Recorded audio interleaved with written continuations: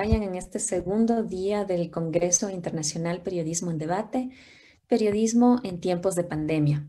Les saluda Tania Orbe, docente de Periodismo SFQ, y me complace recibirles en esta tercera charla, la tercera conferencia del segundo día del 10º Congreso Periodismo en Debate. Les quiero recordar que pueden ustedes seguir nuestra transmisión en Facebook Live, que se está transmitiendo al mismo tiempo desde la conexión de Zoom, y también que pueden tuitear con el hashtag PERDebate20 para revisar los contenidos que hemos tratado hasta ahora. Les dejo con Alison Herrera, de Protocolo de la Universidad UTE, quien nos va a presentar a la conferencista de esta tarde. Muy buenas tardes con todos los asistentes. Vamos a dar inicio a esta conferencia, Periodismo Científico y Sociedad en tiempo de COVID-19, dando la bienvenida a nuestra conferencista Ángela Posada Swafford, periodista científica freelance de Colombia, Estados Unidos. Ella es reconocida escritora y periodista científica, licenciada en Lenguas Modernas por la Universidad de Los Ángeles, Bogotá, Colombia. Posee una maestría en periodismo de la Universidad de Kansas en Estados Unidos.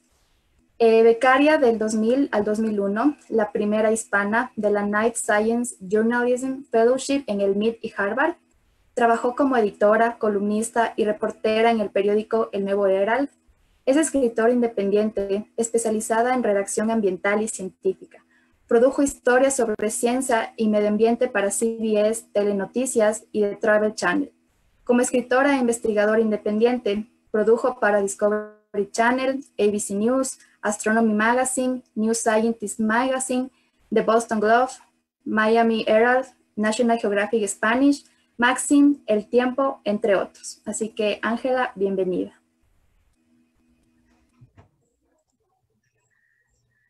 Muchísimas gracias, Alison, y gracias a todos allá en Ecuador, porque no es solo Quito, es en todos lados. Gracias a este interesantísimo congreso, que es el periodismo, el PERDebate, y a la Universidad de San Francisco de Quito por organizarlo. Pues sí, qué cosa tan increíble, ¿no? Yo estoy en este momento en la ciudad de Cali, en Colombia, porque yo vine aquí en febrero a visitar a mi familia, a mi hermana, y me agarró aquel virus, entonces me quedé.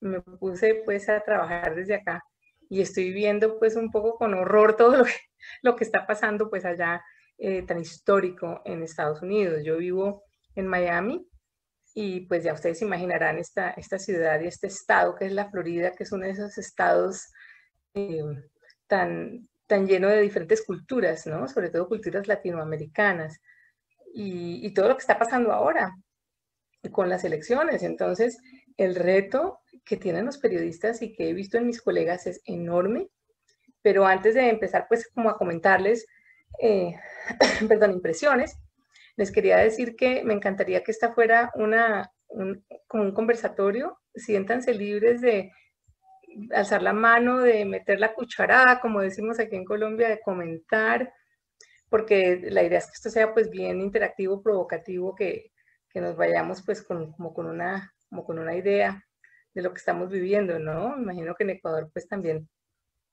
se ven cosas muy parecidas en cuanto a cubrimiento del coronavirus, pero yo me acuerdo, yo por lo general no cubro muchos temas de salud, yo cubro pues otros temas de ciencia, ¿cierto? Pero pues a la larga, bueno, los virus los cubro en la medida en que, además de escribir sobre ellos de vez en cuando, están dentro de una novela que hace parte de una colección que escribí para niños, para jóvenes, que se llama El enemigo invisible. Y para mí fue impresionante porque esta novela pues tiene como 200 y pico páginas y está destinada pues a niños de 10 años para arriba, gente ya mayor también, si quieren. De cierta manera se adelantó el coronavirus, que yo misma cuando yo empecé a ver en marzo todos los titulares del coronavirus, yo decía, se hizo realidad mi novela. Qué cosa tan impresionante. Entonces, lo bueno es que pues que es algo que quisiera también tratar en el taller del sábado, es que no nos olvidemos de tratar estos temas con las audiencias jóvenes, porque los niños, ellos están ansiosos, en general, ellos están viviendo esta época en que se tienen que poner una mascarita, y salir al colegio, eso es una cosa para ellos, es un trauma, aunque también los niños se adaptan mucho. En esa novela yo pude hablar, explicarle a la gente joven cómo es un virus y por qué, cómo funciona, cómo se va adueñando del cuerpo, y para eso tuve que explicar, y perdonen los perritos aquí que están ladrando, tuve que explicar toda la biología de un virus, pero explicársela a una persona joven es un reto gigantesco, porque pues tuve que pensar, bueno, esto no solamente no están al tanto de las noticias, no solamente no es un niño, es un adulto, sino que además es, nunca le hemos explicado esto. Entonces, eso fue para mí un punto de partida muy interesante, haber podido hablar de los virus a esas audiencias jóvenes. Y pues ha sido un camino muy, muy genial, porque de ahí pude agarrarme para empezar a escribir para las audiencias más adultas. El caso es que en Estados Unidos yo empecé a ver que los amigos míos que cubrían pandemias me decían, Ángela, eso es una cosa muy curiosa, porque nosotros estábamos acostumbrados a hablar de la ciencia en ciertos términos, y resulta que entonces ahora ellos van a hablar con expertos del Centro de Control de las Enfermedades Infecciosas, y sobre todo como a mediados de año, estos científicos no les podían contestar libremente a los periodistas, era como que no, todos los pedidos de los periodistas tenían que ser aprobados por alguien que nunca se sabía bien quién era, incluso por la misma Casa Blanca. Entonces, pues en algún momento algunos de esos colegas me decían, oiga, nos están cambiando los textos de lo que escribimos. Es una cosa nunca vista, que en Estados Unidos eso no se había visto, ese tipo de censura pues a la prensa tan curiosa. Entonces, era como que algunos de estos científicos al comienzo les daba como miedo hablar. Un poco eso se vio hace unos años, cuando algunos científicos de la NASA no podían hablar libremente sobre el cambio climático. Entonces, pues eso eran cosas como curiosas. En general, lo que pasó allá en Estados Unidos al comienzo era que hubo mucho como un vacío de liderazgo entre la clase política. Entonces, ¿qué pasó? Que el periodista tuvo que de cierta manera llenar ese vacío con información, porque la gente estaba enloquecida de la necesidad de saber qué estaba pasando. Y por un lado pasaba que la ciencia del virus todavía no se conocía bien.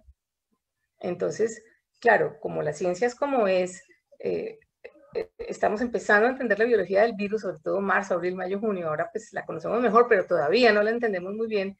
Y entonces los científicos decían, no, lo que ayer creíamos o la semana pasada creíamos, ya esta semana no va, porque aprendimos esta otra cosa, o aprendimos que también ataca el corazón, o aprendimos que cosa tan rara, que al principio creíamos que solo atacaba a los adultos, ahora resulta que también ataca a otras personas en otros grupos de edad.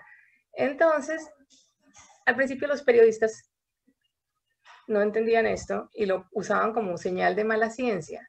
Entonces el problema es que el periodista científico entiende que la incertidumbre no es señal de mala ciencia, es señal de que así funciona la ciencia, así es el proceso científico. Entonces, sucedió que normalmente en los medios de comunicación la ciencia no había sido, como quien dice, que un protagonista, tenía más protagonismo. Yo me imagino que en Ecuador puede que pase lo mismo, el periodismo de política o el periodismo de justicia, aquí en Colombia pues es el periodismo de fútbol, el que prima en muchos medios. Entonces resulta que de vez en cuando había por ahí un periodista de ciencia de planta en muy pocos medios, y esa persona se vio abrumada, y entonces tuvieron que darle a los periodistas colegas que cubren otras cosas, periodistas que un día cubrían temas que nada que ver con la pandemia o con ciencia, se vieron de pronto obligados a cubrir estas cosas y es dificilísimo porque estos pobres periodistas no tenían ni idea de lo que estaba pasando, es decir, tenían idea pero no sabían mucho de cómo cubrir la ciencia. Es que la ciencia es extremadamente difícil, entonces el cubrimiento de ciencia de salud aumentó mucho en Estados Unidos, también en Colombia, pero sobre todo en Estados Unidos fue impresionante la cantidad de cosas que se vieron, pero al mismo tiempo empezó a bajar el cubrimiento de otros temas, por decirte, los temas espaciales, los temas del medio ambiente, y eso es muy interesante porque al final, más adelante, yo les quería hablar del paralelismo entre el coronavirus y el medio ambiente. Es muy interesante. Entonces, estos periodistas que pues un día cubrían justicia o fútbol o lo que sea, el otro día les dijeron, vea, vaya y entreviste al experto, pues ellos no estaban entrenados, a los pobres los echaron al agua sin saber nadar. Entonces, pasó que este aprendizaje a la carrera pues ha tenido un montón de descalabros. Por ejemplo, muchos periodistas no podían formular las preguntas básicas de la ciencia o de cómo funciona un virus o cómo funciona la pandemia. No preguntan cosas como, bueno, pero ¿qué estudios han hecho ustedes, señores científicos, anteriormente? ¿Cuáles son las posibilidades de riesgo de esta vacuna versus otra vacuna? Entonces, muchos periodistas confunden, cuando no está uno entrenado, confunden la predicción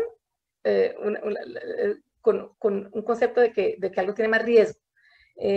Confunden las estadísticas y sucede que muchas veces pasa, cuando uno no entiende el tema, le da la misma importancia a las personas que dicen algo, pero donde no hay mucho consenso, que a las personas que ya tienen un consenso probado. Por ejemplo, el cambio climático. Entonces, 99% de los investigadores del planeta ya están de acuerdo en que el cambio climático sucede y que está causado pues por nosotros. Pero entonces sus editores todavía están pensando en este periodismo clásico en el que uno tiene que darle la balanza por igual a los dos lados de la cuestión. Entonces muchas veces se le da mucho espacio en el periódico, mucho tiempo en la radio o en la televisión a personas que niegan que hay calentamiento, al mismo tiempo con los científicos que saben que sí hay. Lo mismo está pasando con el coronavirus, ¿no? En que se le está dando montones de espacio a las personas que en un momento dado se habló tanto de la economía, o no de la economía, sino, perdón, se me olvida, es como un medicamento que uno se podía tomar y que te iba a ir muy bien, un producto químico. Eso no está demostrado. Entonces, claro, el periodista que no sabe, lo que hace es que le copia literalmente, textualmente a las personas que dicen eso, y es muy peligroso porque entonces están levantando contraargumentos e hipótesis que son inexactos y, en otras palabras, se están embarrando el agua. Entonces pasó, pues qué pena, para que bueno, ustedes saben, esto es una casa. Que alguien conteste. Entonces sucede, ¿qué más? Sucede que yo, por ejemplo, el artículo que yo escribí, que ahora se los comparto, yo dije, voy a escribir uno al comienzo de la pandemia en El Tiempo. Voy a compartir aquí la pantalla. A ver si lo veo. Yo creo que es este, me parece. Espérate, a ver, yo miro. Y aquí tengo este artículo que yo no sé, ¿ustedes lo pueden ver? Dice cazadores, sí, carceleros e investigadores. Lo vemos, no hay problema. Ah, perfecto. Ese lo escribí yo en El Tiempo porque lo que quise hacer fue, todo el mundo estaba hablando del virus, pero no estaban dando un contexto de la noticia, no nos estaban explicando muchas cosas y la gente estaba demasiado azarada. Y yo lo que quise hacer fue, al cabo de un mes de pandemia, decir, hey, hay otros hay cosas interesantísimas de los virus que tenemos que saber. Entonces lo que hice fue que hice un tanto de periodismo. Yo sé que la conexión mía no está inestable, pero espero que la puedan ver. Un tanto de periodismo narrativo, un poquito más descriptivo, que eso es algo también bueno. Al dar la noticia, es importante dar la noticia, pero también es importante buscar estos espacios en que los periódicos pueden tener un poquito más de espacio y comentar. Por ejemplo, en este caso, estoy tratando de generar una comprensión de los virus de otra forma, ¿no? Entonces, pues comienzo diciendo que en esta era del miedo y de desconcierto acerca de la nueva cepa de coronavirus, se hace muy importante poner en contexto y descubrir el fascinante y a la vez el fascinante mundo de los virus en general. Esas antiquísimas entidades que rigen el planeta, que han jugado un papel en nuestra evolución y bordean la frontera entre lo vivo y lo no vivo. Los virus son robots que no tienen un sistema para comer ni respirar, no tienen personalidad, no tienen cerebro. Entonces, ¿qué estoy haciendo ahí? Como tratando de poner a los virus como en contexto, explicando que hacen cosas muy interesantes, que, por ejemplo, hace 160 millones de años, algunos virus intervinieron para que se formara la placenta dentro de una pequeña criatura peluda que se convertiría luego en el primer mamífero. Es decir, que si no fuera por un virus X, tal vez los mamíferos nunca habríamos existido. Entonces, ese es como darle a la gente otro ángulo, otro modo de ver las cosas, un poquito, además de cubrir la pandemia normalmente, ¿cierto? ¿Qué más explico? Un poquito sobre cómo trabajan los expertos que los estudian y que los tienen encarcelados, entre comillas, entre estas paredes de estos centros de investigaciones donde supuestamente nada se escapa. Y también cómo funciona un poco el virus dentro de los animales salvajes. Y porque no sé si ustedes se acuerdan, ahorita miro las preguntas a ver si ustedes tienen preguntas, pero porque la otra cosa que pasó es que ustedes se acuerdan, todo el mundo empezó a odiar a los murciélagos. Pues sí, es cierto que los murciélagos transmiten virus de todas clases, pero ¿qué pasa? Que se los transmiten a otros animales salvajes. La culpa es nuestra por estar metiendo las manos donde no debemos dentro de estas criaturas salvajes. Entonces, la respuesta no es acabar con los murciélagos. También hablé mucho sobre los cazadores de virus y cómo funcionan estos expertos interesantísimos que van al campo a sacarle sangre a toda clase de animales, a ver dónde están los virus que tenemos, que nos están acosando, ¿no? Entonces, esto lo escribí yo en marzo, hace mucho antes de que nadie se preguntara esas cosas. ¿Por qué? Porque esto yo ya lo había escrito, ya tenía esta información para mi libro, Un enemigo invisible. Entonces, pues explico un poquitico cómo este señor trabajó, un señor retirado, un cazador de virus, y cómo trabajan también los expertos que estudian los virus dentro del Centro de Control de las Enfermedades Infecciosas, que ellos sí son literalmente los detectives héroes de los virus, ¿no? Entonces, yo estuve, para escribir el libro, logré ingresar a los centros de control de las enfermedades infecciosas allá en Washington hace como 8 años. Obviamente a uno no le muestran el más difícil, el más peligroso, que es el nivel 4, pero sí le muestran otros niveles donde estudian la gripa y otras cosas. Los niveles van del 1 al 4, el 4 es donde están los virus más peligrosos, y el 3 es donde tienen ahora el coronavirus, por ejemplo. En el 2 está la gripa, o en el 1 está la gripa, en el 2 está la hepatitis. Y entonces me dejaron vestirme con esos trajes espaciales que ellos usan para estudiar los virus. Y eso me ayudó mucho para el libro. Entonces, pues eso lo que hice yo fue explicar eso minuciosamente para que la gente entienda cómo funcionan estos lugares donde los virus son estudiados. Y ahí lo que importa, que era un poco lo que quería mostrarles en el taller del sábado, es las descripciones, porque una cosa es la noticia, ¿cierto? Yo puedo describir y decir, los expertos estudian los virus en los centros control de las enfermedades infecciosas, punto, y se piensa esto. Pero yo creo que no hay como llevar al lector de la mano y meterlo allá en ese sitio. Entonces, por ejemplo, a través de cámaras y detrás de vidrios veo lo que sucede en el laboratorio nivel 4 del CDC, al cual se entra por medio de una esclusa de aire, con trajes sellados y conectados a mangueras o respiradores. En el monitor de televisión veo a un virólogo moviéndose despacio. El lugar brilla bajo chorros de luces blancas. Aquí no hay un solo objeto cortopunzante, las botellas son de plástico y no de cristal. Y todo lo que se estudia está contenido dentro de cajas transparentes con guantes de caucho pegados a los costados. Las superficies de los muebles son lisas y de acero inoxidable, que hace que todo sea fácil de descontaminar. La arquitectura de todo este edificio, etcétera, está planeada de tal forma. Entonces eso es como llevar a la gente pues allí, ¿no? Y luego finalmente quería yo también en este artículo explicarle a la gente algo que uno no le dicen, y es que el virus normalmente es chiquitico, comparado con una célula, es chiquitico. Entonces lo que quise hacer, que también lo hago en el libro, es explicar cómo es un virus en relación a una célula. Entonces, otra imagen, pongo aquí, revela una célula de pulmón siendo atacada por una cepa de coronavirus.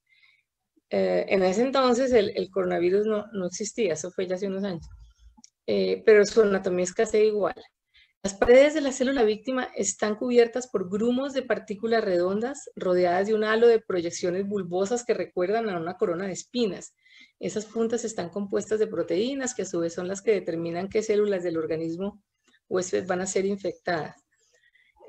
Pero lo que es interesante aquí es explicarle a la gente cómo yo vi estas células atacadas por el virus y entonces entendí. Comparada con un virus, una célula es gigantesca. Ver su interior con el nivel de detalle que permite esta tecnología es como sobrevolar un paisaje complicado. Un mundo aparte lleno de valles y ríos y lagunas y montes. Hay cosas que hasta parecen poblados con edificios, casas y parques. Entonces, pues el caso es que la célula es como una ciudad. Es una cosa muy interesante. Y explicar, eso es una de las cosas importantes, interesantes, es dar ese otro ángulo. Pero pues luego hay otra cuestión que ha pasado también, que es que el virus, hay tal cantidad de información que para uno de periodista, yo no sé si a ustedes les pasa lo mismo, es como dice, tomar agua con una manguera contra incendios. O sea, te meten tanta información que uno no sabe por dónde empezar. Aquí, por ejemplo, en la revista The Atlantic, que se las recomiendo leer algunos de los artículos de este señor, Ed Yong.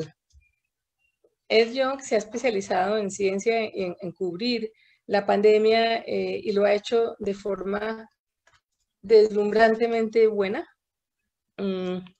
Ellos han estado explorando, bueno, él va hasta el detalle más minucioso, habla con montones de personas, pero siempre pensando en el lector. Uno a veces se le tiende a olvidar que el lector es la persona clave que tiene uno que tener en cuenta. Y entonces hay que explicar las cosas de forma fácil, hay que traducir la información de tal manera que el experto, que el público entienda lo que es importante para él o ella y cómo tomar decisiones al respecto de la máscara, por ejemplo, el tapabocas.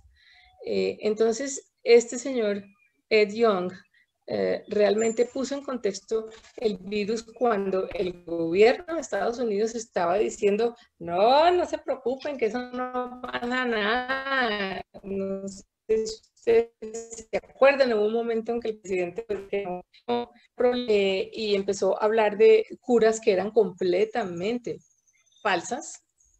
Entonces, eso es lo que hace un buen periodista, explica hasta el fondo qué es lo que pasa. Otra cosa que hace muy bien un periodista es, espérate, a ver, yo cómo hago aquí para ver esto. Como hacen los periodistas de este periódico, los de este periódico y también el New York Times, que no lo puedo abrir. pero espérate a ver que yo quito esto para que se pueda ver. Esta así, franja azul, no me acuerdo cómo la quito. Bueno, el periódico The Guardian, que es maravilloso y se los aconsejo también, empezó a acudir a las gráficas, que esa es la otra cosa que sí, en el periodismo siempre había habido gráficas, pero nunca hasta el momento un nivel de sofisticación increíble, sobre todo en el New York Times hay una cosa que se llama, así como esto, Vaccine Tracker, el rastreador de vacunas. Todos los días uno lo puede abrir en el New York Times y entonces tienen unas explicaciones perfectas también sobre las vacunas, porque lo que es importante ahí entender es que a los científicos pues también son humanos, también ocurren errores. Y otra cosa, yo no sé si ustedes en la audiencia muchos están ya cubriendo temas de ciencia o si están apenas pensando que lo quieren hacer. Pero para aquellos que ya están cubriendo temas de ciencia, es importante contarles pues que, a ver, yo me vuelvo a pasar para acá, dejo de compartir porque pues que va. Ángela, para no pasar por alto las preguntas que ya se están registrando en el chat, Por favor. te voy a ir mencionando unas cuantas. Sí, la primera de María José Zavala. Muchos medios no le dan mucha importancia al ámbito científico. ¿Crees que es importante que la sociedad aprenda de estos temas con trabajos periodísticos? Sí, una súper pregunta. Claro, y yo creo que la pandemia del coronavirus lo que hizo fue darles a los medios un campanazo de alerta, diciendo, bueno, más les vale a ustedes empezar a cubrir estos temas de forma consistente y no solamente de tener al pobre periodista que cubre moda, mañana lo van a pues a poner a cubrir el experto hoy, eso no es justo. Los periódicos y los medios de comunicación cualquiera tienen que tener por lo menos uno o ojalá dos periodistas especializados en ciencia, porque la ciencia rige nuestra vida, pero lo estamos probando ahorita. Llegó el coronavirus y empezó la información falsa porque la gente no tenía ni idea de cómo cubrir muchos de estos temas. Entonces, esa falta de especialización es la que estaba ocasionando o está ocasionando mucha desinformación. Es simplemente porque muchas veces nosotros, es difícil cuando uno no está especializado distinguir lo bueno de la basura o el oro de la paja, como dicen. Entonces, hubo cosas muy peligrosas, de hecho, justamente por esa razón.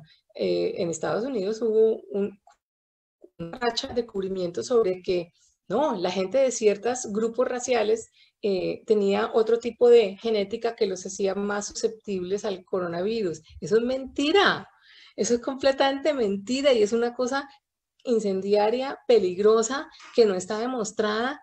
Es decir, un periodista de ciencia que le digan eso, hoy mismo se le prenden las alarmas por todos lados.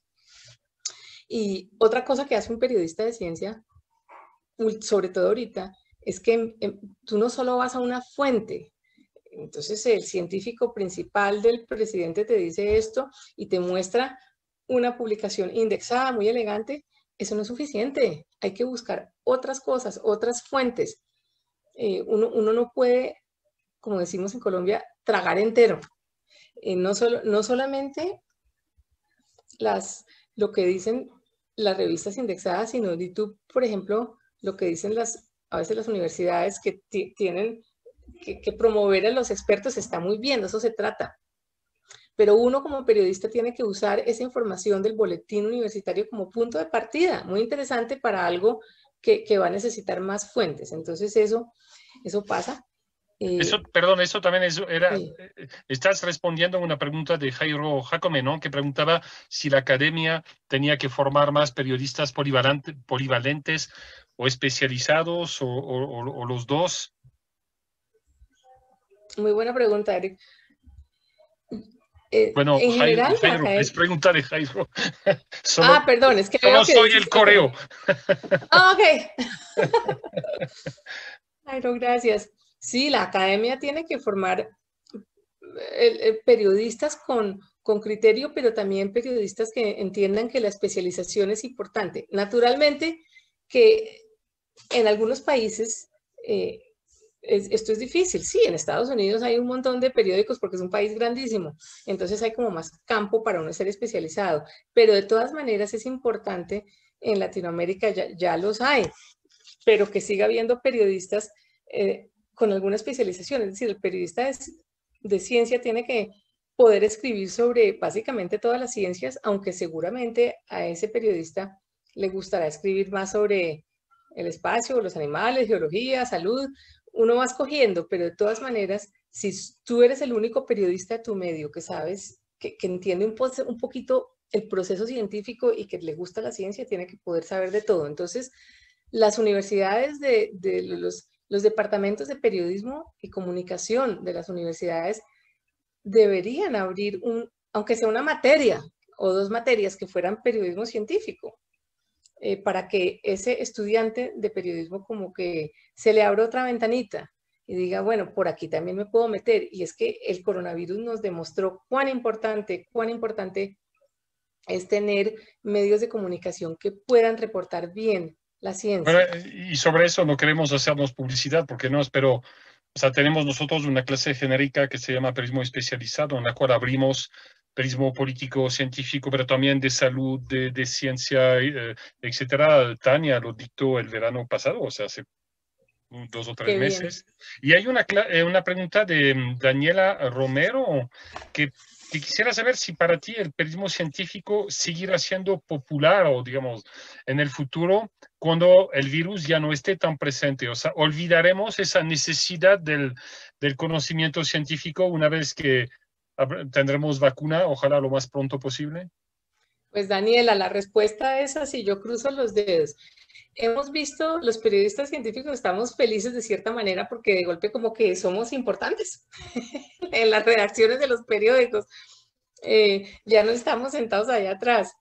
Yo creo que sí, Daniela, yo creo que el coronavirus va a ayudar y necesitamos es producir periodismo de ciencia de buena calidad que esté ayudando a la sociedad, que esté contribuyendo a que a que la gente, porque la gente está buscando con urgencia estas noticias, la gente eso se ha vuelto casi como que una cosa adictiva, lo están viendo los del New York Times y lo están viendo los de The Atlantic y de otros periódicos, entonces yo creo que sí, pero salud es un pedacito de la ciencia es necesaria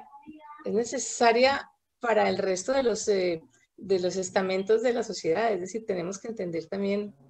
Pero no es preocupante lo que tú dices. Dice que antes estábamos sentados como que en la parte trasera de la redacción, o sea que no nos tomaban tanto en cuenta. Preocupa un poco, ¿no? Por parte de la falta de atención de los editores.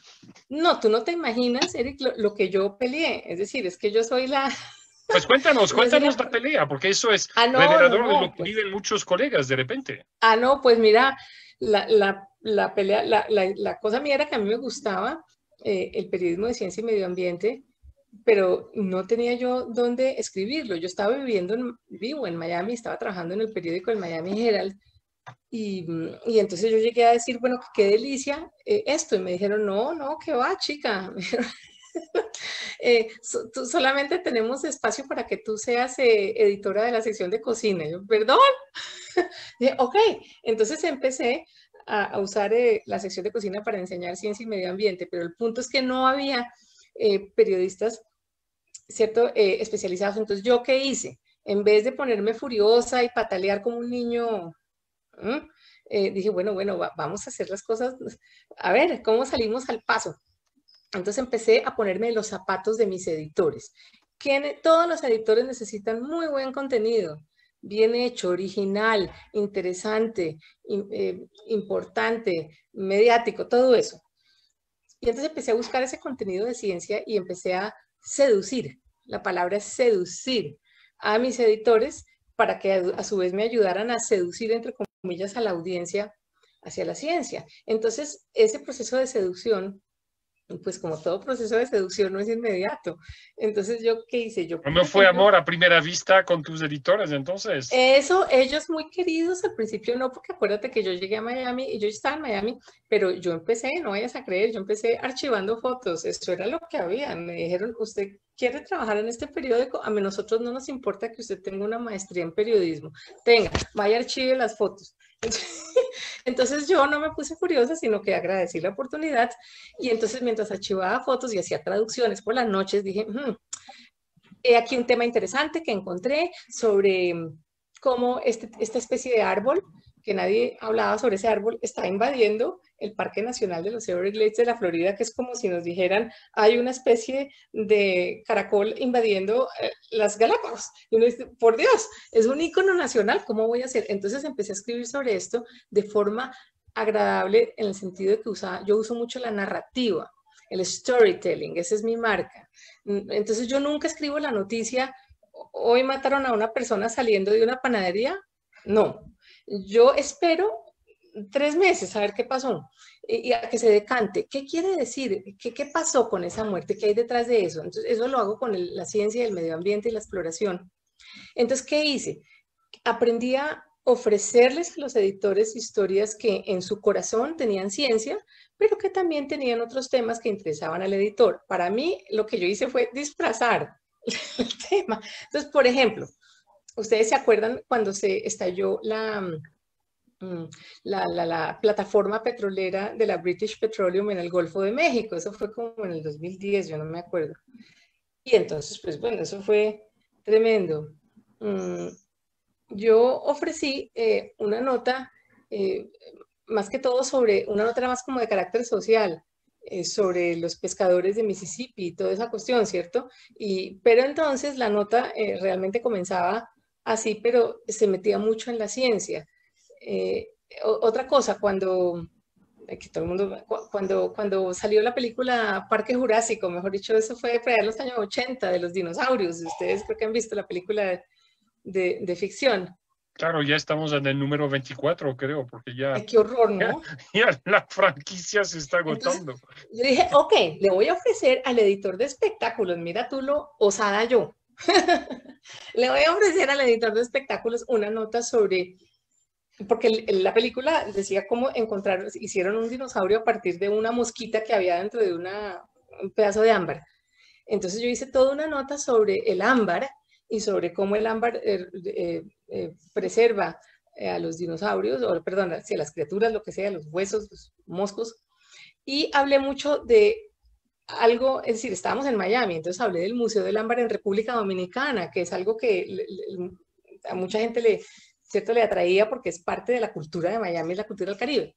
Entonces uní la ciencia y luego finalmente puse pues algo obviamente interesante de la película y entrevisté a algunos de los actores, pero el tema importante era la ciencia, entonces eso lo hacía yo mucho. Y entonces, ¿sí se puede o no se puede? Sí se puede. Sí se puede. Se puede, de verdad. O sea, la base como el fútbol. ¿Verdad? Sí, se se puede, como el fútbol. Mira, yo llevo, 30 años. Yo me salí del periódico como en el 90 y pico. Desde entonces me dediqué al freelance. Y yo dije, pues bueno, primero el freelance que uno tiene que venderse a sí mismo y vender su tema.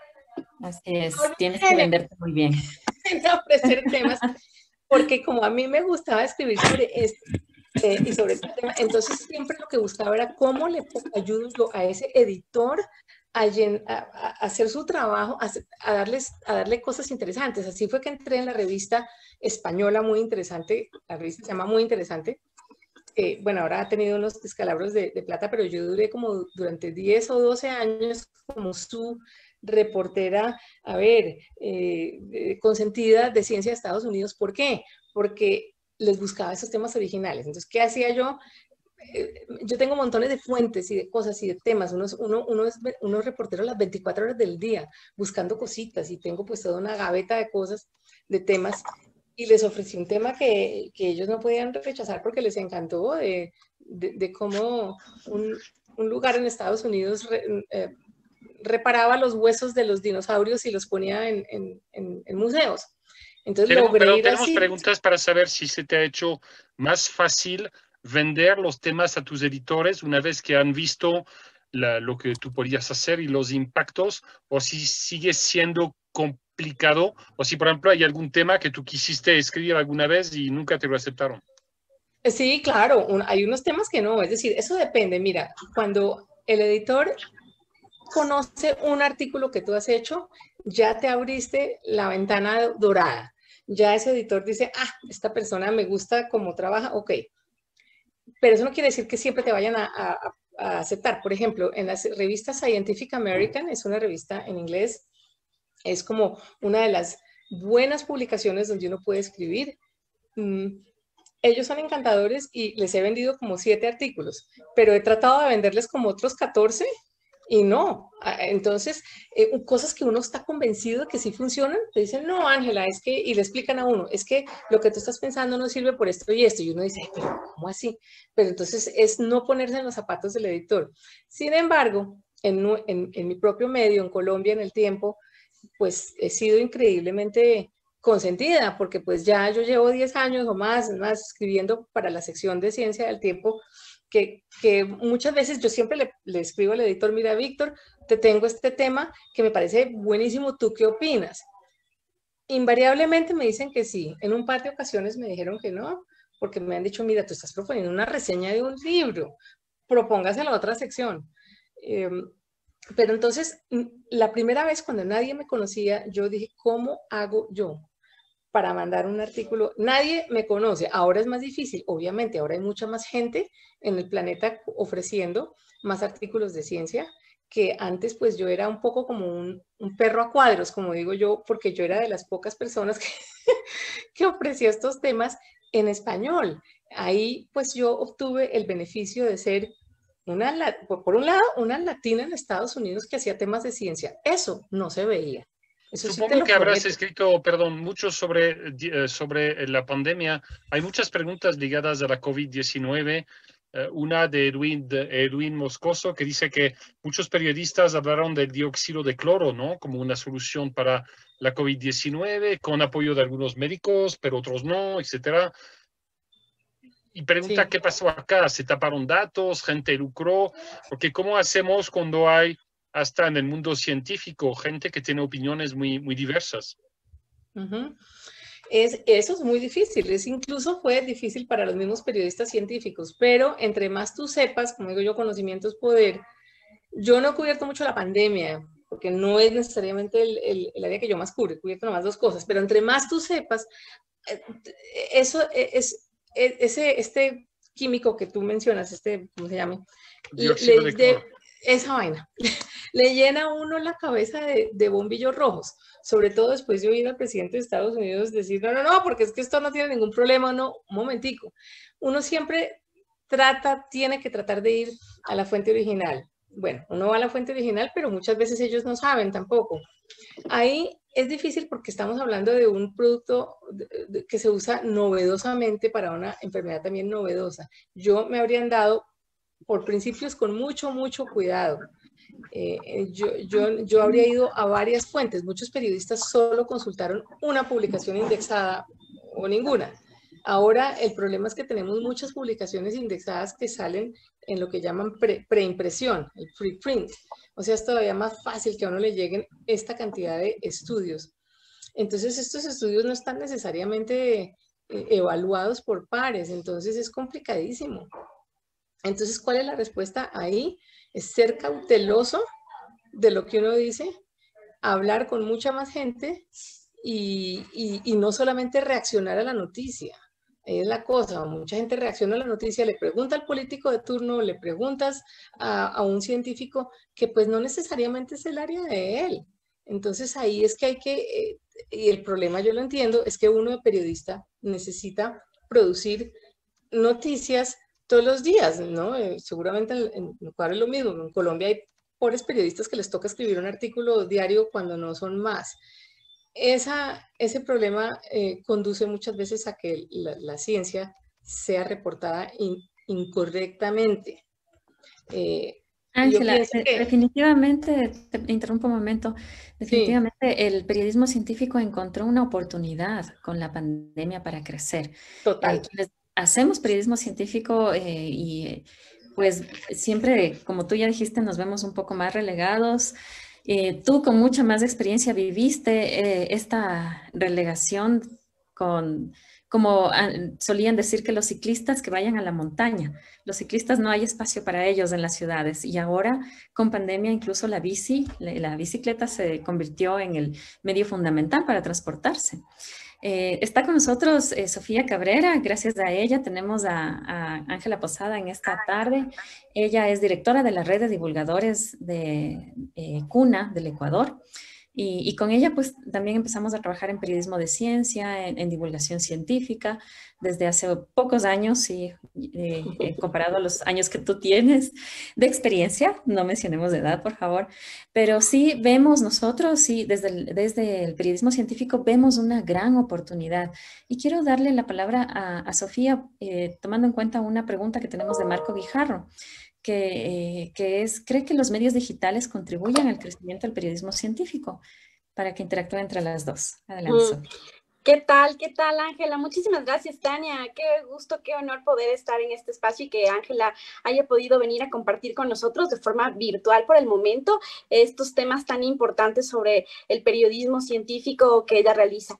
Querida Ángela, la Universidad San Francisco y la Universidad UTE somos las dos únicas universidades en el país que trabajamos el tema de periodismo científico. Con Tania hemos compartido contenidos, compartido experiencias y en ese sentido yo quisiera que nos menciones cinco tips súper sencillos que tú crees que deberían tener la formación de los periodistas científicos hoy en día para nosotros compartirles a nuestros estudiantes, porque hay que tomar en cuenta que Ecuador, a diferencia de los países de la región, todavía le falta posicionar el tema del periodismo científico por un lado y también de la divulgación científica.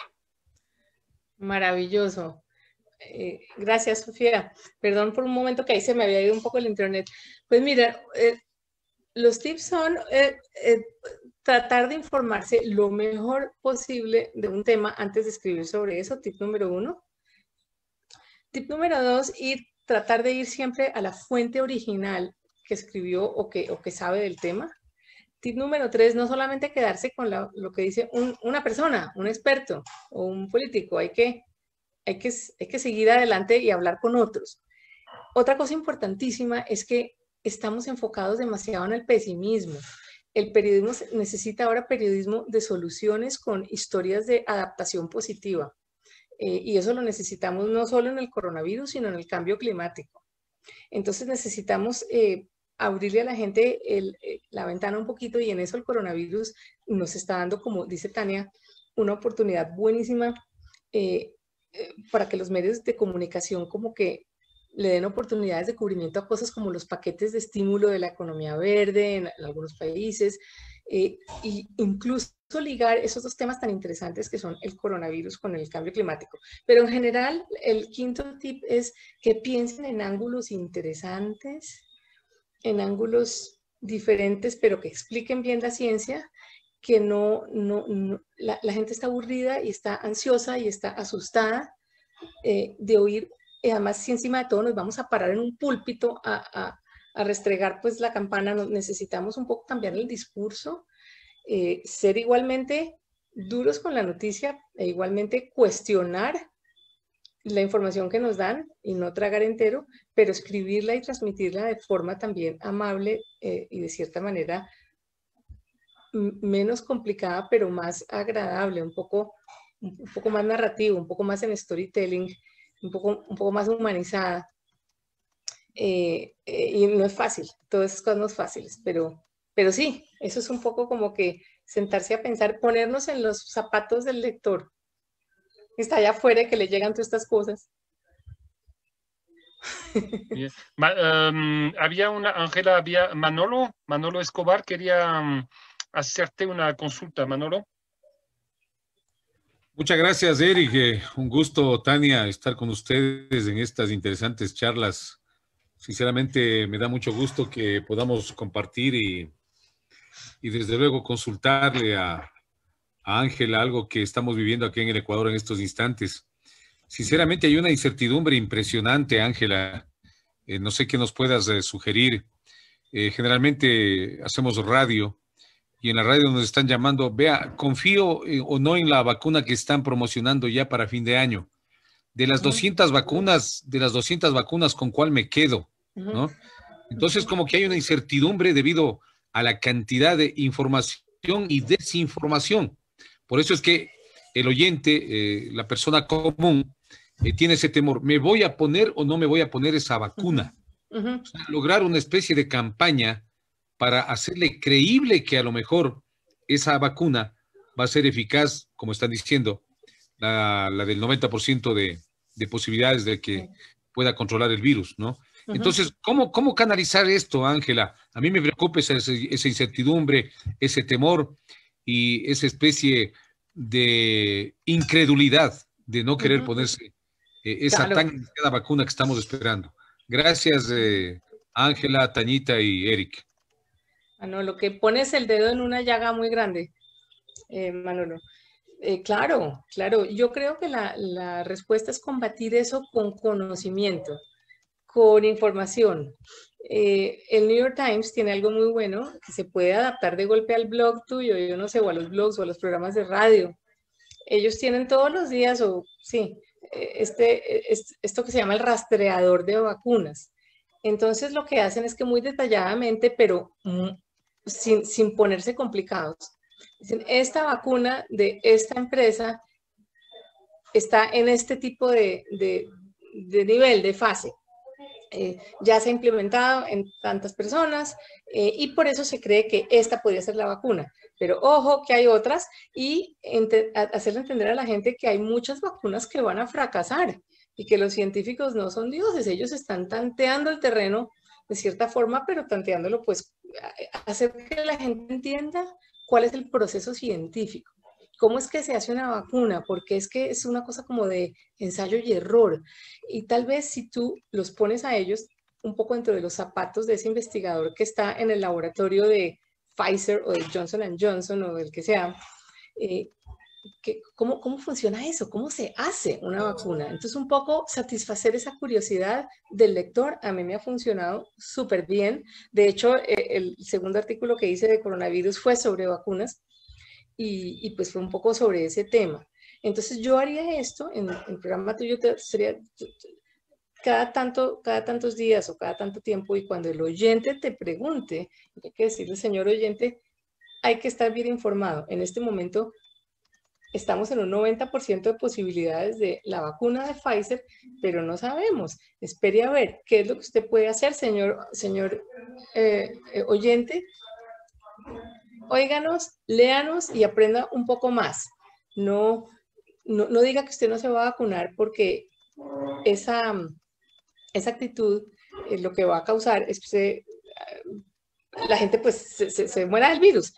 El problema con las vacunas es que tú también lo puedes mencionar, para que la gente entienda un poco la historia, es como un médico, creo que fue un médico inglés, hace unos años habló sobre una vacuna, no me acuerdo, una vacuna para alguna dolencia, y de alguna manera este experto dijo que esa vacuna podría causar autismo. Y allí sí fue el debacle, porque la gente agarró esto como si fuera la Biblia, como si fuera, mejor dicho, la palabra escrita en fuego. Entonces, que la gente entienda que los científicos no son dioses.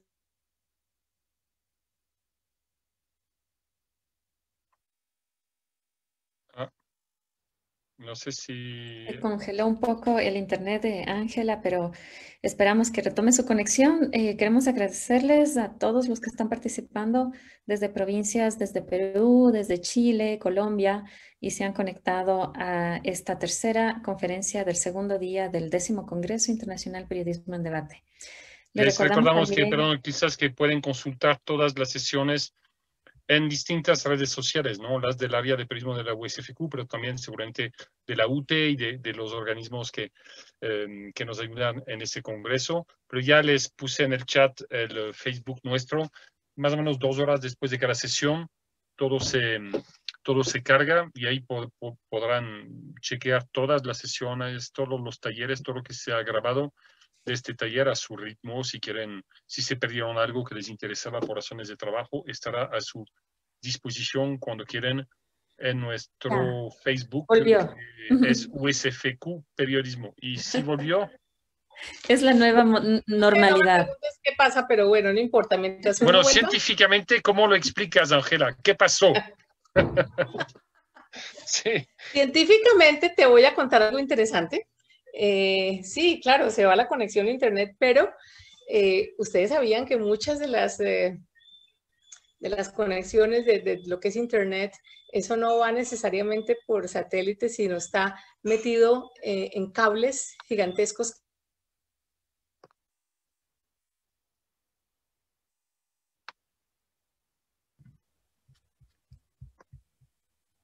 Ups, se nos congeló de nuevo. Pues sí, son los cables submarinos interoceánicos, y son unos cables enormes que podrían tener hasta el tamaño de las cloacas o de los tubos de alcantarillado.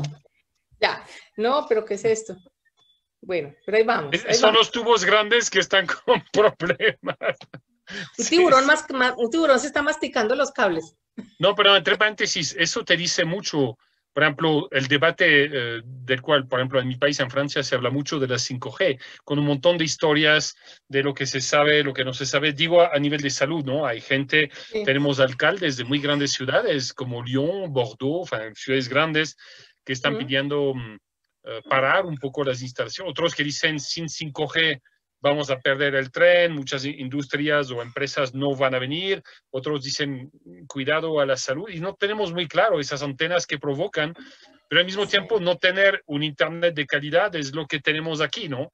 Lo que pasa es que nos congelamos y lo que pasa es que los estudiantes nuestros que tienen que seguir clases en línea prácticamente se están perdiendo el año, o sea, en particular en las zonas fronterizas y todo eso, pero no solamente, también en ciudades más o menos grandes. Claro.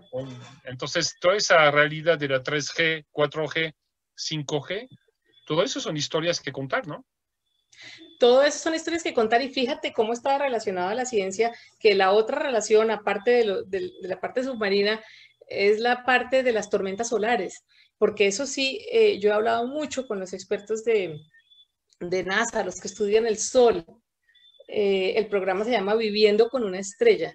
¿Y qué es lo que ellos hacen? Justamente entender cómo preparar a la sociedad para el momento en que una tormenta solar bien fuerte, una tormenta electromagnética, acabe temporalmente, pero de forma drástica y catastrófica con nuestra infraestructura, ¿cierto? Imagina todo lo que puede pasar, lo que tú mencionabas, los trenes eléctricos, todo depende. Es increíble, eso se presta para un montón de artículos, ¿no? Y ahí está el otro tema, ¿no? Cómo uno como periodista tiene olfato para sacar temas de ángulos diferentes que le van a interesar al editor. Y ahí estamos, ahí hay una pregunta de Sonia Condorit Sánchez. De hecho, ya respondiste en parte, pero Sonia, que creo que se nos une desde la Amazonía ecuatoriana, te pedía recomendaciones para que el periodismo científico sea atractivo. Tú ya has dado varias respuestas a eso, pero de repente... Pues mira, yo creo que para mí yo lo he bautizado como el tango de la seducción. Realmente es tú cómo convences a ese lector que está allá en la Amazonía de que esto es interesante, de que es bonito, de que vale la pena oír o leer o ver. Entonces primero tienes que convencer al editor, que es el perro guardián de la información. Y lo que tienes que hacer es simplemente buena información, pero tratada de forma muy agradable. Yo, por ejemplo, mira, yo el domingo, antes de ayer, hoy que es, hoy es martes, el domingo saqué en el periódico El Tiempo de Colombia un artículo sobre geología. Hay un libro nuevo que repasa Colombia. Cuando yo le propuse este artículo al editor de la sección domingo, me dijo, Ángela, 2 puntos. Si usted logra... Eso empieza mal, ¿no es cierto? Cuando el editor empieza, Ángela, 2 puntos. 2 puntos. Me dijo, vea, si usted logra hacer este artículo interesante y bonito, yo le hago a usted una estatua. ¿Por qué? Porque en su cabeza como editor la geología es lo más aburrido. Le dije, le apuesto a que se lo voy a hacer bonita.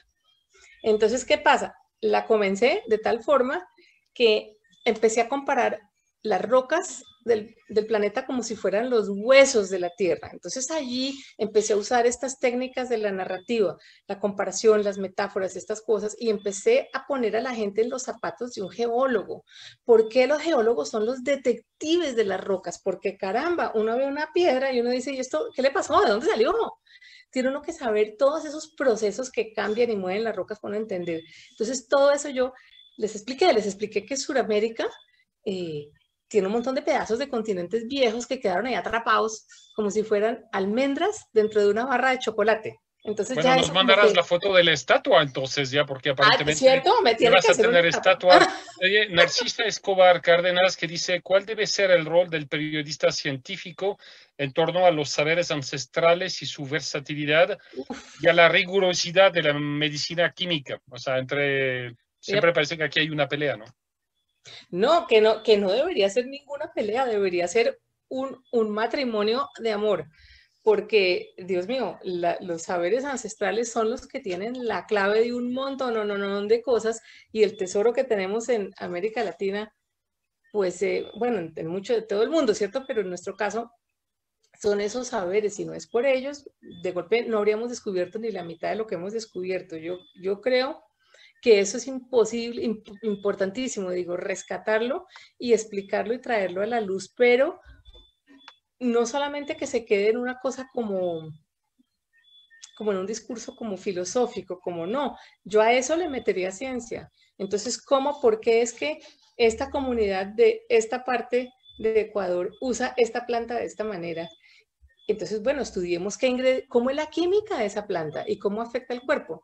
Y entonces de eso tú puedes sacar historias maravillosas, historias dramáticas, historias de todo. Entonces, yo sí los animo a rescatar muchos de esos saberes y amalgamarlos de ambas formas, ¿cierto? ¿Qué más tenemos preguntas por allí? Yo creo que, mira, en general, el periodismo debe llevar, como dijera yo, llevar luz en lugar de solo llevar calor, si lo puedo poner de esa forma. Ser portador de luz y no solo de calor, iluminar. Tenemos que inspirar, informar, obviamente, y educar en este tema tan complejo del virus y en general de la ciencia. Yo que estudié idiomas y estudié para ser profesora de idiomas, pues esa parte de profesor se me sale cada vez que hablo con personas interesadas en la ciencia, porque termino educando y transmitiendo lo que yo he aprendido de forma tan interesante. Entonces, Marco Guijarro quería saber si tú consideras que los medios digitales han contribuido al crecimiento del periodismo científico. Sí, los medios digitales tienen cosas muy buenas, tienen la inmediatez, tienen una cosa que me encanta, que es que tú puedes hacer clic y seguir investigando y aprender más, y entonces tú te metes en clic, clic, clic y vas entrando a temas fabulosos. Un medio digital, por ejemplo, te permite hacer algo que un medio impreso no, que es que si yo estoy leyendo algo sobre un tema de ciencia y haga clic aquí para ver el reporte original que salió en la publicación indexada tal, entonces ahí, pues ahí mismo tienes la información original. Puedes oír, puedes ver, puedes oír la voz del experto hablando en un podcast, puedes ver la ballena saltando o puedes ver el animal en la selva. Eso es irreemplazable. Ahora, lo que pasa es que los medios digitales se escudan detrás de que la gente no le gusta leer temas largos. Eso es mentira. En nuestro cerebro sí está cableado para leer cosas grandes, largas. Es decir, en Estados Unidos han hecho varios intentos de lo que ellos llaman el formato de periodismo, ¿qué? El periodismo de formato largo, long form, o sea, los artículos de largos. Y los ponen ahí online y la gente los lee. Entonces yo creo que el periodismo digital tiene montones de cosas buenas. También tiene pues la cosa de que las redes sociales, que pueden ser maravillosas, también pues pueden llevar un montón de desinformación y mala información, tanto de intento como accidental. Entonces ahí es cuando el conocimiento, el moto mío, mi lema es conocimiento es poder, pero también estar pendiente de ir a la fuente original. ¿Quién está diciendo eso en ese Twitter? A ver, ¿de dónde salió eso? ¿De dónde salió? Entonces uno rastrea. Eso da paso a una pregunta de Jorge León. No sé si es mi estudiante Jorge León o otro Jorge León que dice... Sí, soy. Sí, okay, que se pregunta si regresando al tema de la COVID, dice que parece que a veces más se sabe del virus, a veces la gente se descuida, como que la información te da una sensación de falsa seguridad, o sea, por el hecho de saber, te sientes protegido. No sé si eso es el sentido de tu pregunta, Jorge. Así es, Eric. Ya, entonces, pues, Jorge, ¿cómo lo ves? Sí, yo diría que tiene uno que tener mucho cuidado con eso. Entre más información uno tenga, uno debe tener es como más el bombillo rojo aquí detrás para cuando uno se vea en una situación, uno es como como los pilotos de avión que están entrenados, que si pasa algo ahí mismo ellos reaccionan. Entre más conocimiento uno tenga, yo creo que uno tiene más armas para reaccionar, para que se encienda ese bombillo rojo ante la desinformación diciendo, un momentico, de lo que yo sé, esto no puede ser. A ver, vamos a ir más lejos. Entonces, en ese sentido, da más seguridad, pero te entiendo lo que tú dices, que uno a veces dice, no, como yo sé tanto sobre el coronavirus, yo sé perfectamente que si me acerco o si estoy más de 4 metros de la otra persona no va a pasar nada. Eso también es un falso sentido de seguridad porque resulta que sí puede pasar, ¿no? Si estás más tiempo en esta situación, puedes adquirir el virus. Pero en general yo diría que yo prefiero saber que no saber. Porque es que entonces si uno no sabe, uno la embarra más fácil, ¿no? Uno te pueden hacer lo que quieran contigo. Y uno mismo pues comete errores al no saber, ¿no? Entonces, una cosa pues, lo que la gente, tenemos muchos estudiantes que nos siguen de la UT, de la USFQ y ojalá de otras universidades, sí, para que entiendan que los temas científicos son riquísimos y de hecho son muy interesantes. Para darles un ejemplo, Tania, ¿cuándo fue? Hace un par de años, este gran congreso en San Francisco de periodistas de ciencia. 2017. Fue hace 2 años, ¿no? Ya, 17, 3 años. Interesantísimo. Y en toda la gente que estaba aquí hablando de periodistas y científicos con salidas de campo, etcétera, yo regresé con media docena de reportajes. Por ejemplo, en la Universidad de Berkeley hay estudios para detectar terremotos con los chips que sirven para jugar en los celulares, pero están tratando de hacer para que esos chips que son de movimientos puedan hacer la diferencia entre el movimiento del celular cuando tú corres y un movimiento rítmico, por ejemplo, de un temblor, de un terremoto, que son temas interesantísimos. Entonces, hay temas buenísimos que tocan la vida diaria de la gente. Tania se fue a ver, no sé, animales en el sur de San Francisco. Son temas buenísimos, o sea, realmente... Nos vimos allá, Ángela, nos encontramos en el 2017, por supuesto, y quería añadir, antes de darte la palabra, Ángela, que en realidad la ciencia está en todo lo que hacemos, ¿no? Hay ciencia en todo, desde la cocina hasta, bueno, estas conexiones tecnológicas y la vida cotidiana, sí, está en todo. Entonces, les puse aquí una promo del taller que vas a dar el sábado, para los chicos que quieran precisamente desarrollar su narrativa, esta forma de contar historias alrededor de la ciencia. Cuéntanos ahora sí. No, pues que a raíz de que tú y Eric mencionaban la conferencia de la Federación Mundial de Periodismo Científico, esto se llama así, World Federation of Science Journalists, es genial, yo llevo yendo a eso como 15 años, cada 2 años es en un país distinto, y les cuento que, bueno, iba a ser el año entrante, pero pues ya no por el coronavirus, pero en el 2022 vayan preparando maleticas, porque es aquí arriba en Colombia, es en Medellín, y entonces yo estoy en el comité que organiza el programa. Entonces, justamente mañana tenemos reunión de comité porque vamos a empezar a pensar en cuáles son los temas que queremos tratar.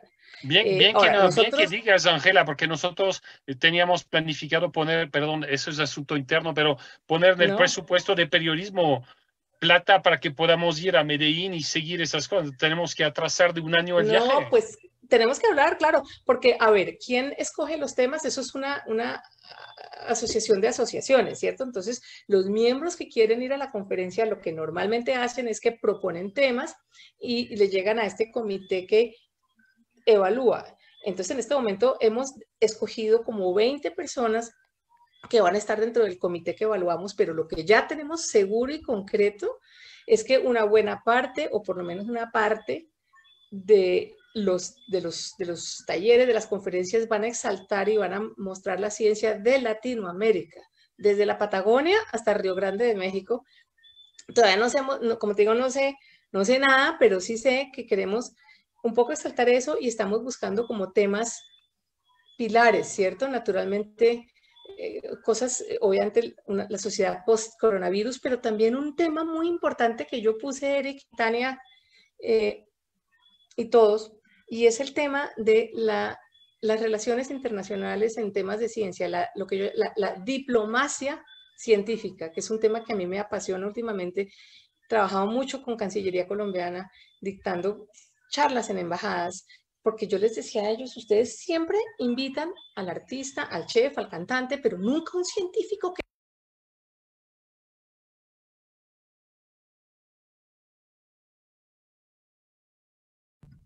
Te dejamos de escuchar. Ya, Ahí. ahora sí.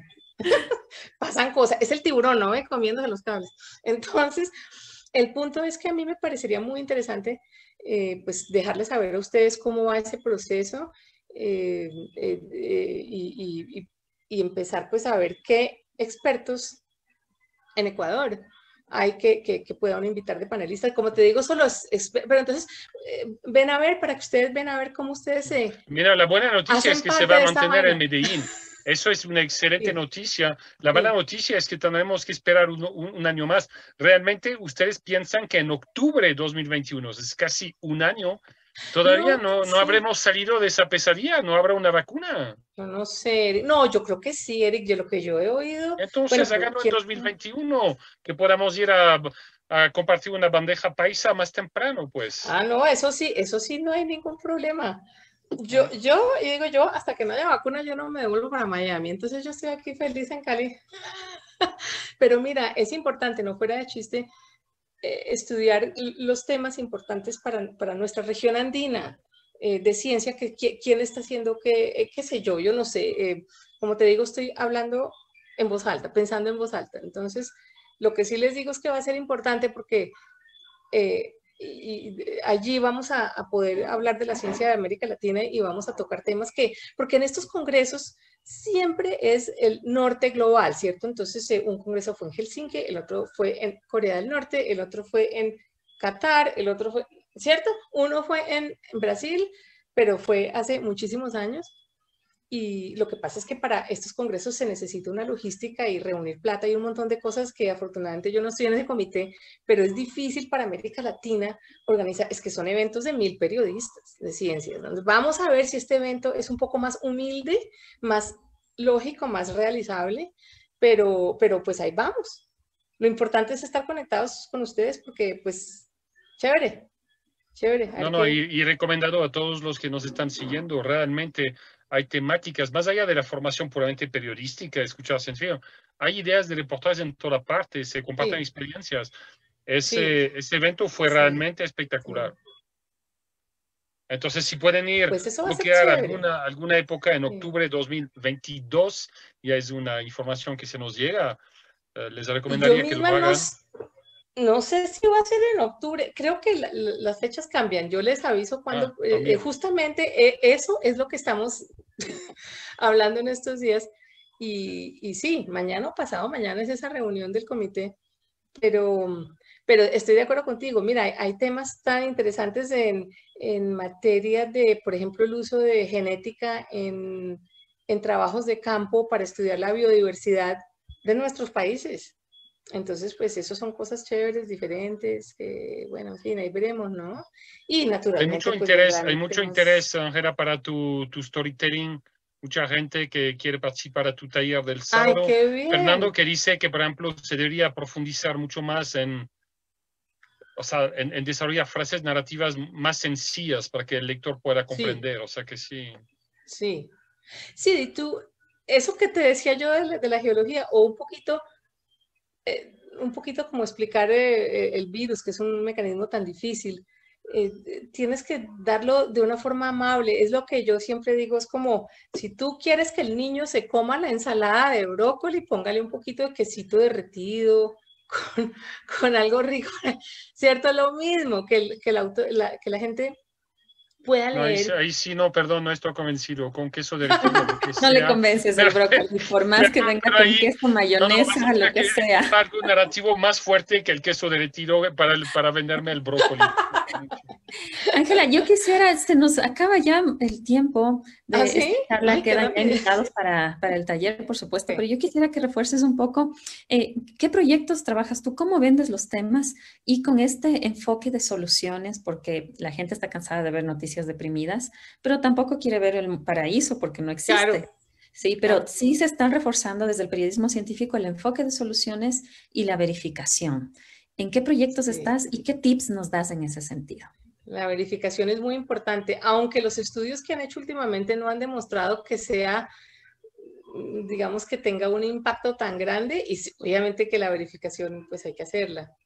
Yo en este momento no estoy en proyectos de periodismo de salud, estoy en proyectos un poco como editoriales, estoy escribiendo, bueno, haciendo un libro sobre justamente la biodiversidad colombiana, pero un libro ilustrado para guías de turismo para que entiendan la ciencia. Entonces eso es otra cosa nueva. ¿Cómo se le da un poquito ese toque de turismo científico, pero bien informado al guía que está en el parque, el guardaparque, el señor que te lleva a ver el animal, lo que sea? Entonces lo estamos haciendo con el Ministerio de Turismo aquí en Colombia y yo estoy escribiendo eso de forma así, narrativa, bonita. Entonces, pues, no sé, la cuestión a ver, pues la pregunta que tú me hacías, Tania, era como qué proyectos, qué tips. Pues los tips son un poco los mismos que habíamos hablado antes. Básicamente, póngase en los zapatos del lector, pero también hay que informar, pero también hay que satisfacer la necesidad del editor, pero al mismo tiempo tenemos que ser muy correctos y muy éticos en nuestra forma de hacer periodismo, pero al final de cuentas el conocimiento es poder. Es decir, si yo no supiera cómo funciona bien la geología en Colombia o cómo se forma un continente o cómo los geólogos hacen para encontrar las rocas más viejas, en qué se basan, yo no podría describir eso bonito, me saldría muy feo.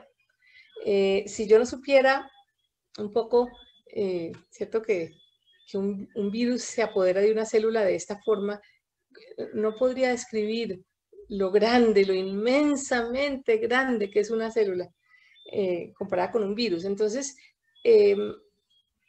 las comparaciones, las palabras bonitas, es decir, cosas que vamos a ver en el taller, que es más que todo, pues el taller es pues yo mostrándole a la audiencia pues ejemplos de lo que he hecho.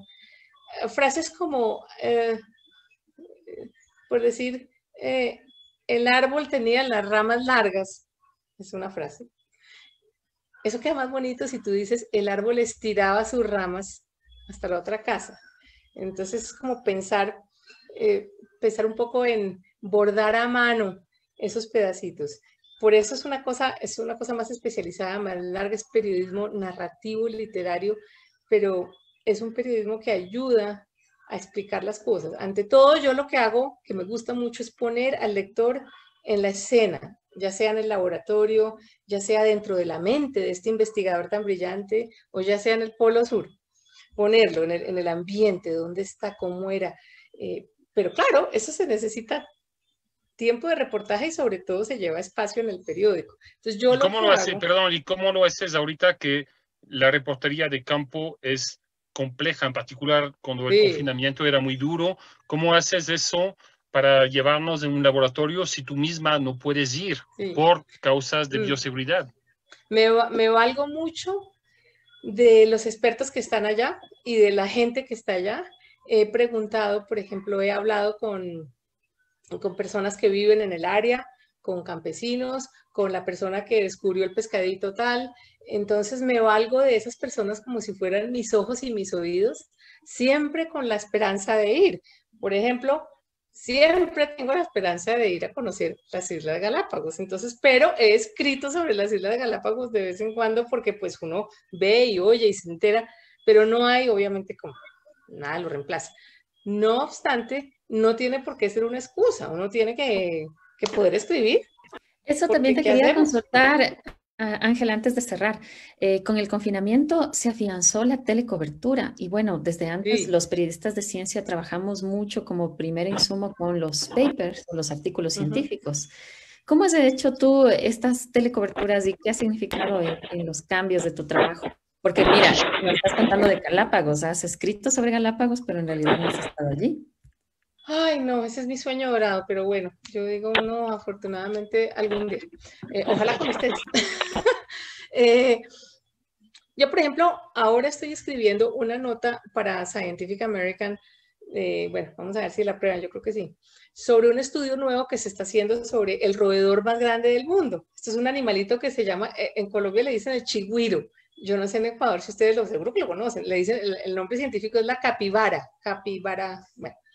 El punto es que el experto uno está en la Universidad de Chicago y el otro está en la Universidad de los Andes y el animalito está en los llanos orientales de Colombia. Y sí, yo vi el animalito hace tiempo, pero pues nunca he estado pues ahí como muy cerquita. Entonces ellos me han pasado no solo sus videos y sus audios, sino que yo hace una semana les hice una entrevista, les dije, esta va a ser una entrevista completamente de sentidos, de sentimientos, le dije a los expertos, ya que hablamos de la ciencia, ahora perdóname, pero necesito que me digas a qué olía, cómo se movía el animal, si se echaba pedos, si no, qué todo eso. Necesito que me digas todo eso del animalito y ustedes si se metieron al agua con él, si no, y vieran las anécdotas tan lindas que empezaron a salir, porque ya ellos se sentían más cómodos. Entonces, eso fue bonito. No creo, esas cosas no necesariamente las voy a usar en Scientific American, pero posiblemente las use en el periódico El Tiempo, si escribo, ¿no? Entonces, bueno, Ángela, nada ¿sabes reemplaza qué? lo otro. Daniela González, ya tienes invitaciones, ¿sabes? Daniela González, que es una estudiante nuestra, graduada ya, que trabaja en Galápagos, que dice súper invitada al mejor lugar del mundo. Susana Piedra, que es la presidenta de la Federación Nacional de Periodistas del Ecuador, nos señala que el presidente del Colegio de Periodistas del Archipiélago de Galápagos está, Carlos Macías, ya está en esa charla. Entonces ya... ¡Qué dicha! Ya están aquí. No, pues ya, pues no solamente eso, sino que les cuento otra cosa, que eso también lo tenía yo planeado. En el congreso del 2022 de Medellín, en esos congresos, como Eric mencionaba y Tania mencionaba, se hacen salidas de campo, unas grandes, unas chiquitas, algunas antes del congreso y algunas después del congreso.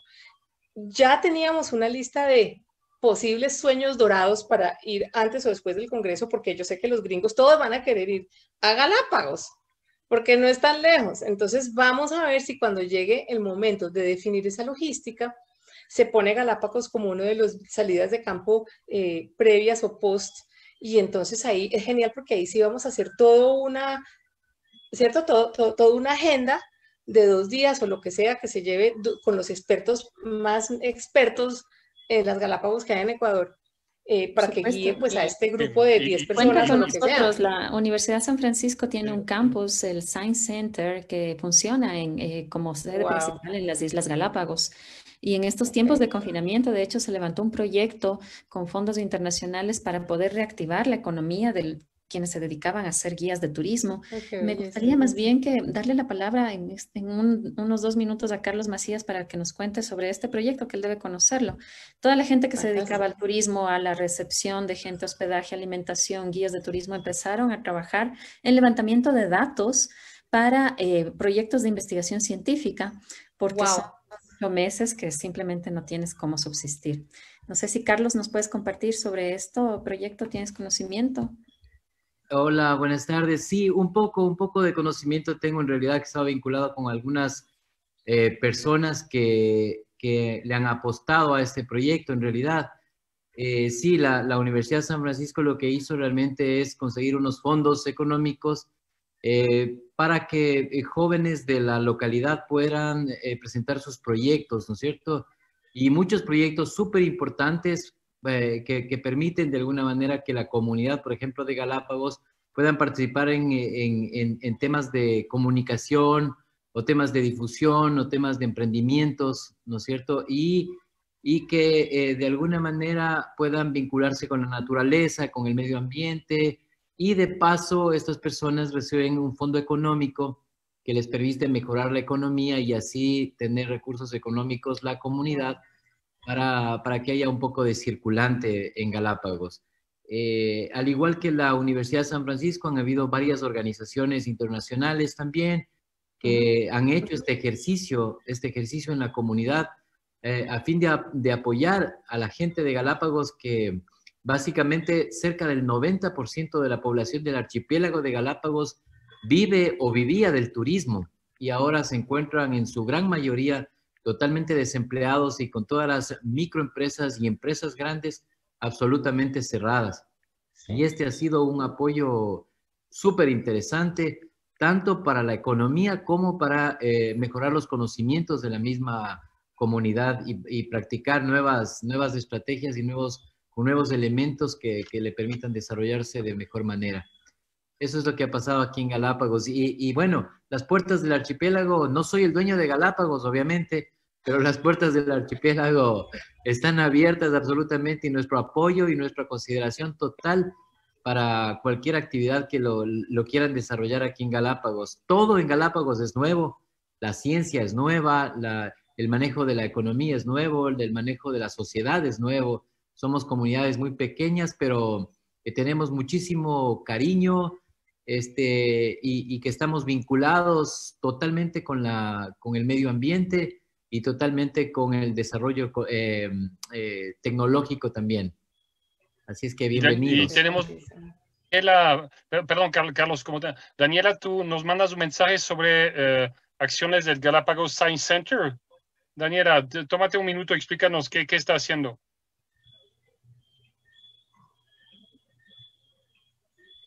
Daniela. Hola, Eric, ¿me escuchan? Sí, te escuchamos, Daniela, dale. Hola, Eric, hola con todos, muy buenas tardes.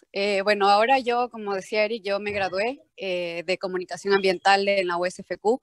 Ahora trabajo acá en Galápagos como coordinadora de comunicación del Galápagos Science Center. Y bueno, les contaba que